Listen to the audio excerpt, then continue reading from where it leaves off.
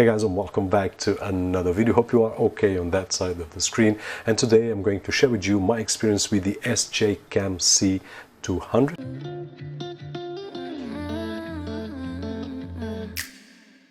The way that you leave me, keep me in your headspace. And creeping in the night, keeping me in the back lane. Which is a action camera, and we are going to start right over here on the office, but we are going outside.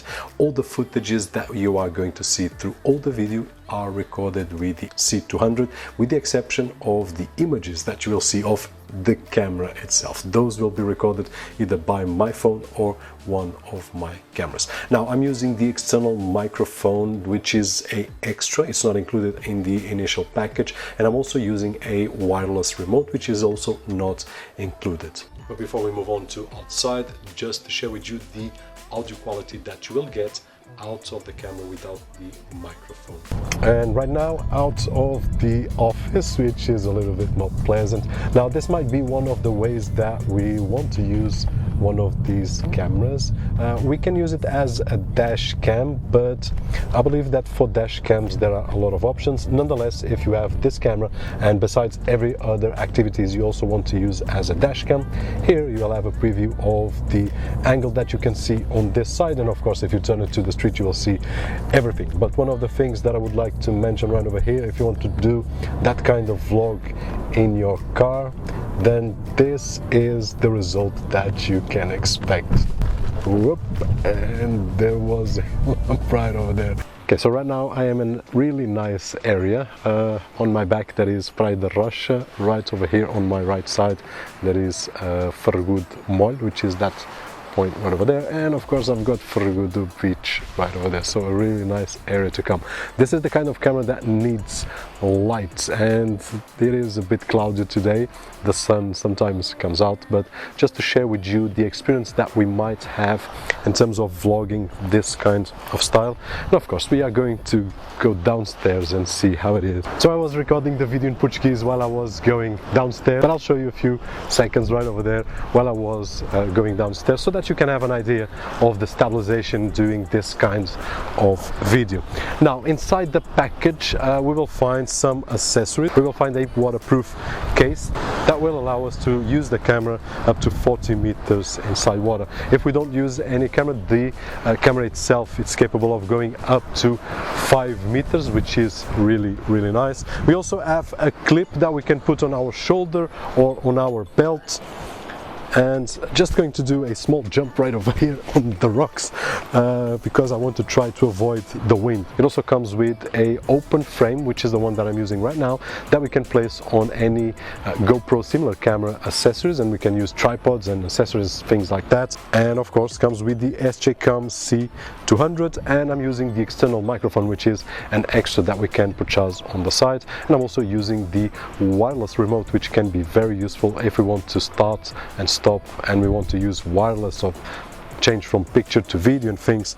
It's one of the options that we have. Now in terms of the camera itself, it is really nice. The build quality is great, the size, it's awesome. The screen is 1.28 inches. I would love to have it a touch screen. It's not. We have buttons to do that. There are two buttons on the left that we will use to navigate through the menus, and then one button at the front which we will use to start and stop recording, to take pictures, and also to select the menu options. And we'll also find on the right side the USB Type-C port that we will use for charging, and at this moment I'm using to record the audio on the external microphone. Besides that, the micro SD card slot. Now talking about the menu, we will have a lot of options, and I'll show you some images right over there that will illustrate that. In terms of video, we can go up to 4K resolution. Just have in mind that it's not a normal 4K, it's 2880 by 2160 resolution, so I would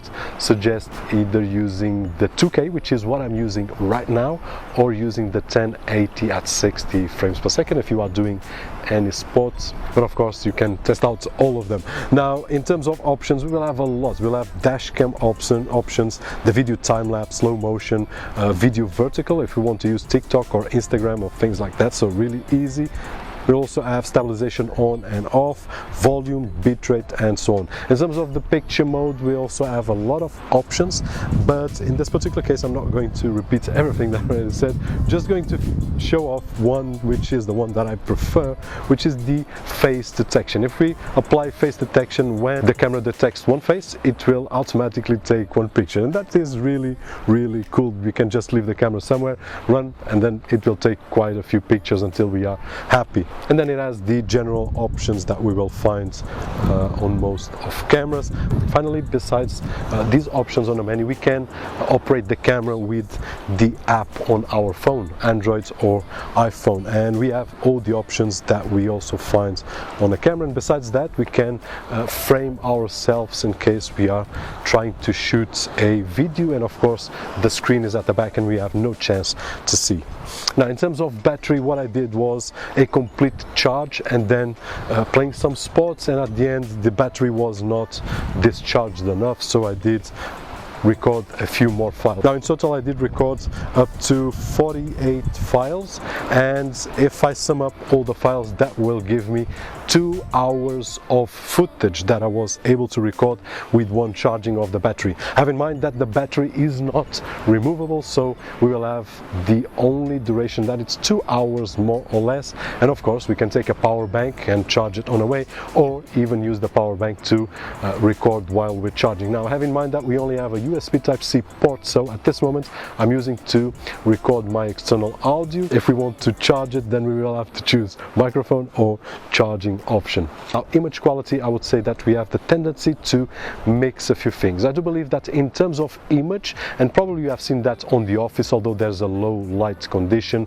because I didn't have all the lights on, but here you might have the opportunity to see that the image quality is acceptable for the kind of camera that it is, for the budget camera that it is, because it's a budget camera.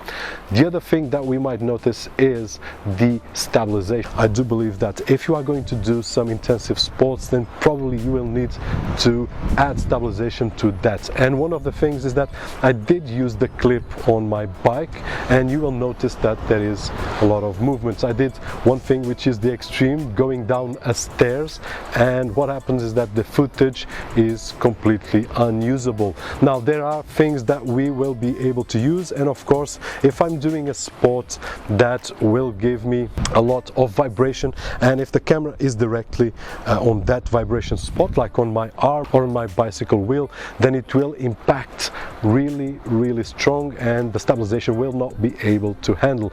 In my particular case, the experience that I had is that if you want more stable footage, you will have to use this camera on your chest or on your head, which are areas of our body that normally, by the way that our own body works, will give more stabilization to the camera, because the camera itself, it will not be able to handle. And probably you have seen some images, some of them will be great, some of them not so great, so just have that in mind. And basically this is it. So in terms of conclusion, guys, I do love the camera itself, the size, build quality, the screen, the way that it works, the options that it has in terms of vertical and horizontal video. I'm not a fan of the 4K format, but I'm okay with the 2K format and the image quality in terms of pictures, in terms of videos. The only thing that I'm a bit cautious is in terms of the stabilization, that in terms of sports probably will not handle, especially if it's a sport that will vibrate a lot. Now that being said, hope that the video was helpful in some way, and if it was, don't forget that usual thumbs up right over there, which is really appreciated on this side of the screen. My name is Roberto, and as always, I'll see you guys on the next one.